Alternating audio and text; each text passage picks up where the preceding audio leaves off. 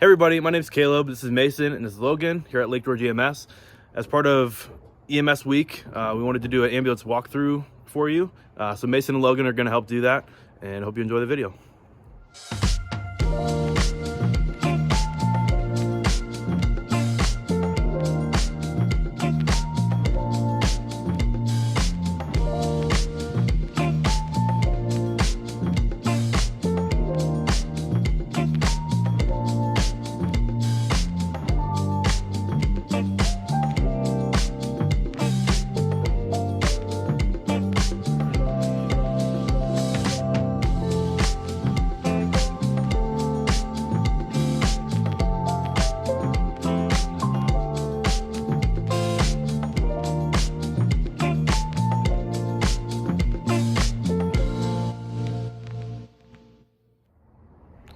All right, everybody, so this is one of our ambulances, ambulance 730.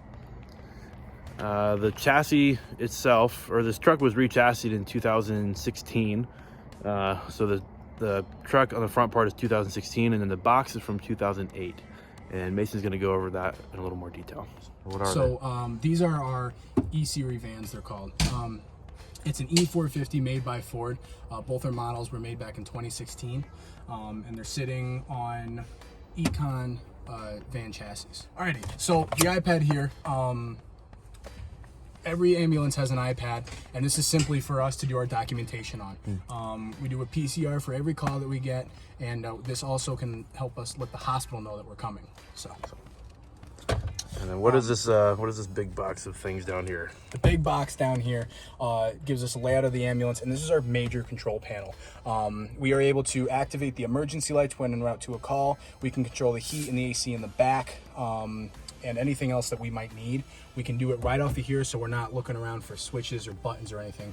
We can just click right here, and it controls all of it. Our scene lights comes right off of this. And the power to the back of the box when we do our patient care comes right off of this thing. So right underneath it, we have our basic wail and siren. Our emergency, it's off. Oh, it's not, I lied. So we have our siren right here, right accessible for the driver when they're en route to a call. Right next to that, we have our first radio. Now the first radio is for EMS control, so they can talk to us and we can talk to them. The next radio we have behind it is our ops channel, we call it. This radio allows us to be able to talk between the fly car and the other ambulance that we have. That way we can set up in proper positions for any type of call that we might get. Okay. So our first compartment here is our oxygen tank, all right? We have a couple of extra tanks in the building at all times, just in case we need. So we'll use this until it goes dry, and then we'll put in a new one. Sure. But this supplies the main oxygen on the ambulance that we have a few ports from just in case we need it. Sure. Cabinet B down here has a variety of things in it. Starting with our light and our throw bag for water rescues up top. We have a couple lifting devices on the top here and on the bottom. An MCI bag and road flares for nighttime accidents just in case. Underneath this, we also, just in case, have some jumper cables, bolt cutters, pry bars, extra set of gloves. We have some wheel chocks, and for the seasonal, we have salt. So our back cabinet here is very simple. We have our stair chair that we use almost daily for lifting patients up and down stairs. Inside, a fire extinguisher just in case, an extra case of water for our fire rehab, and a O2 cylinder, which is our fourth on board, which is our very, very last backup. So our stair chair here is very useful. Folds out just like a simple seat, and we'll use all these buckles to properly secure a patient while sitting in. The point of the stair chair, it allows two people to correctly lift the patient from the bottom and the top and get them down several flights of stairs if needed. We have this small track on the back which rotates so we can roll it down the stairs so we're not holding a patient up in the air. In our last outdoor compartment here, we have some more stabilization and moving equipment. Right off the side, we have two standard flat backboards along with a combi board, we call it, which can split in half and form around a patient so we don't have to pick them up. On the side, we have our reeves. Behind that, a bunch of padded board splints. And last but not least, we have our pediatric backboard, so we don't have to use these giant ones on kids. Mason, when do we know which device we should use? Or how do we determine what device we should use for moving somebody? We determine what we have to use based off of each call. If it's a simple fall, we will use the Reeves just to quickly get a patient down. If it's a patient with a hip injury, we'll use the combi board. Or if we're using the backboards, it's probably for a patient that has some type of back or neck pain, maybe after an MVA or a fall. So lastly, just in this last compartment, we have our KED for car accidents, and we have a C-collar bag just tucked in the back. Cool. So this is the back of ambulance 730. This cabinet over here. So these two cabinets here are Airway cabinets. So in this cabinet here, you have BVMs. You have adult and pediatric BVMs in here. And these are used to ventilate patients. So when patients are in respiratory arrest, cardiac arrest, or even severe respiratory distress, we can effectively breathe for the patient. Other stuff in this cabinet are eye gels, which can be used to secure patients' airways. When would we use one of these? So EMTs can only use eye gels on adult cardiac arrest patients. Other people like paramedics or AEMTs can use them in respiratory arrest patients or cardiac arrest patients. And that's a relatively, when did that come into effect? So that came into effect pretty recently. We're actually part of a pilot program, so it's basically just like a test run to make sure they're effective and they're beneficial to patients. Sweet. Cool. So other things you have in here are extra CPR masks. So you have smaller masks. You even got tiny little infant ones here. You have bulk syringes too. So you got some for pediatrics. So if you need to suction any type of vomit or secretions out of a pediatric's airway, this is what you can use. So this is our other airway cabinet here. We have our CPAP devices, which CPAP stands for continuous positive air pressure. So we use this a lot for COPD, CHF patients. This basically forces air into the lungs and into the alveoli and forces them to open, which in the alveoli is where carbon dioxide and oxygen exchange, is where gas exchange happens. These are your OPAs here, or oropharyngeal airways. These are used to secure people's airways, keep them open, keep them patent. Same thing with these. These are your nasopharyngeal airways. They just go through the nose. Same thing, secure airways. We have non-rebreathers here, which are the masks. Those go on patients' faces and provide oxygen. You have your nasal cannulas, which also provide oxygen through the nose. And then we just have pediatric non-rebreathers and pediatric nasal cannulas, which are just smaller versions here.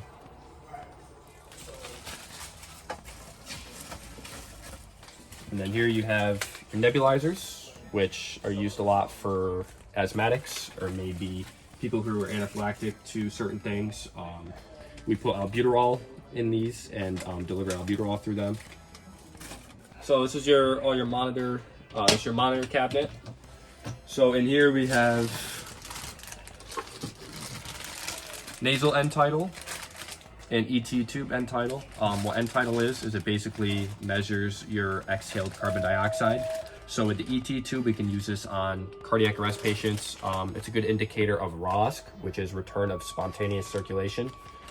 So basically, if you see a spike of end tidal, could mean you have ROSC and you got the patient back. We have different types of razors in here, just in case. We do 12 leads, which takes a look at patients' hearts and stuff, just in case we need to shave chest hair or anything like that. We have monitor paper in here, which we'll get to the monitor later. This goes inside the monitor and it prints out for 12 leads and stuff that paramedics can interpret. Then we have electrodes, which the 12 lead and 4 lead cables stick on. We have different size blood pressure cuffs. Here we have an infant one. we have a extra large one too. And that is it for this cabinet. So this cabinet is your trauma cabinet. So basically any bleeding control, splinting devices you can find in here. Up here you have your 4x4 gauze pads, which is a small gauze pad used for bleeding control. You have various sizes of tape up here. You have Coban. And here are your different types of rolled cling. So if we need to, wrap a wound on a patient, this is what we'd use, and then we'd obviously use tape it off. These are your crevettes or triangular bandages. They're called both. These are used if you need to sling a patient. If a patient has a shoulder injury or something, you could sling and swath is what it's called, a patient's shoulder.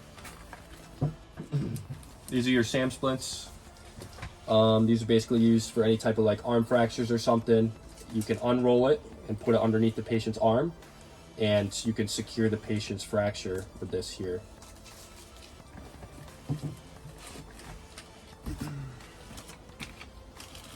Here are your 5x9s, just different type of gauze pad, a little bit bigger obviously, 5" by 9".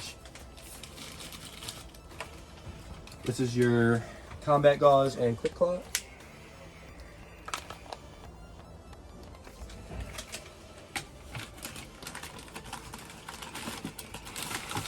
And here we have 10x30 trauma dressings, which are for obviously really big wounds. These are your chest seals. We can use these for gunshot victims. If there's air leaking into the chest, this properly seals it off, so there's no more air leaking into the chest or anything like that. So down here, you have your child restraint system. We use the ACR.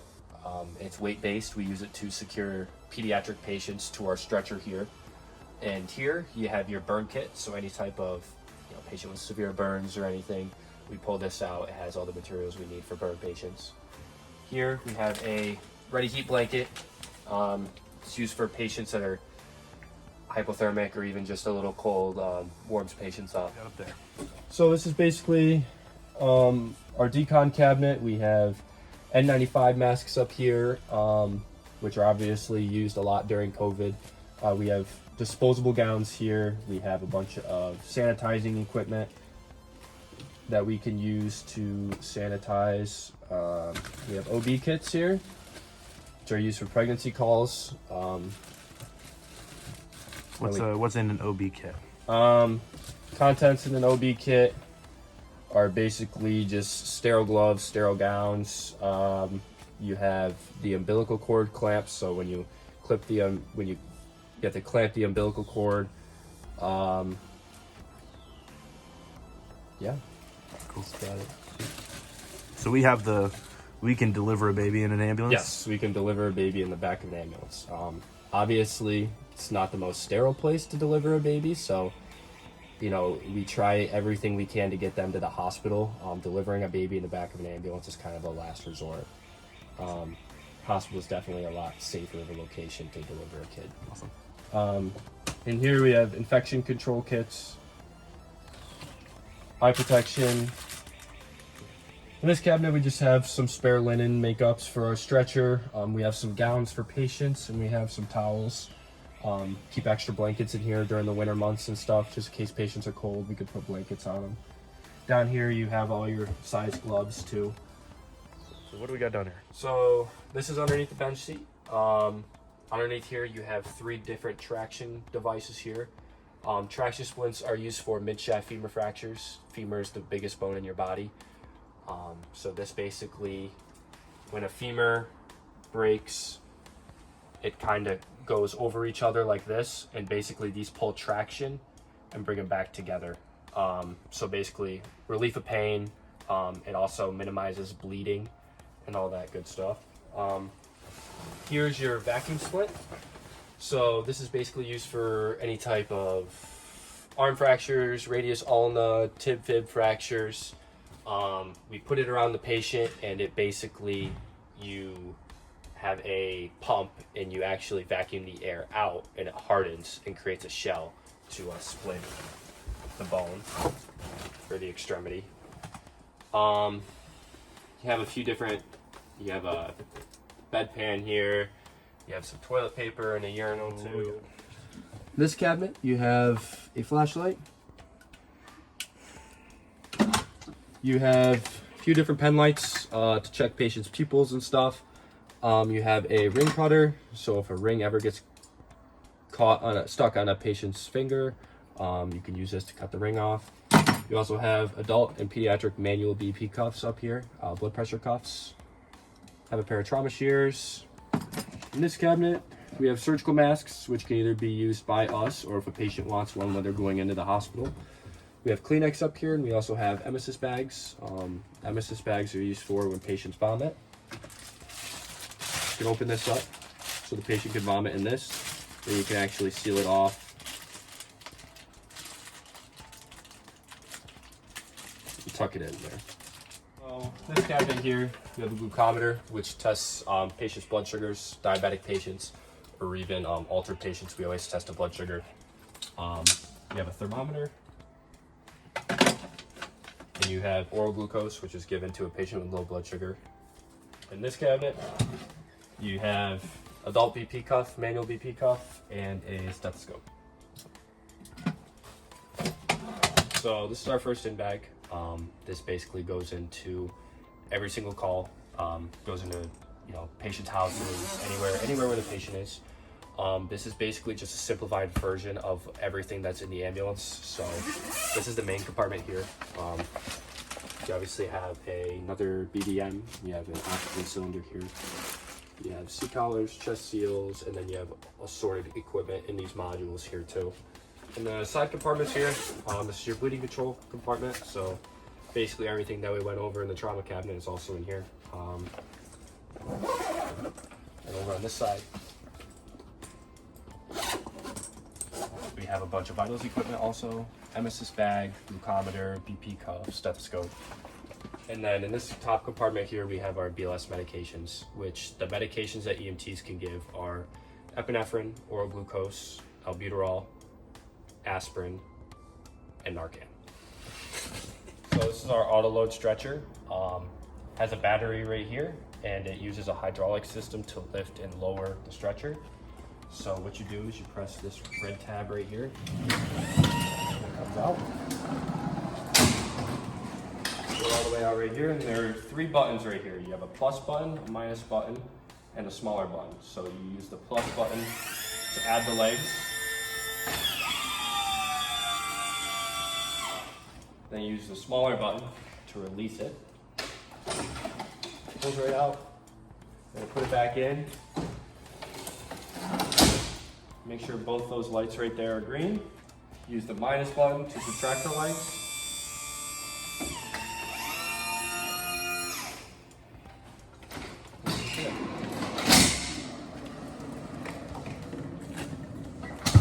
So this right here is a Lucas device. So on adult cardiac arrest patients, this is used. It's battery powered, and it provides constant compressions for the patient. So a lot of times providers get tired when doing compressions. The Lucas device doesn't get tired. It's constantly compressing on the chest at a rate or at a depth of 2 inches. This also frees up hands.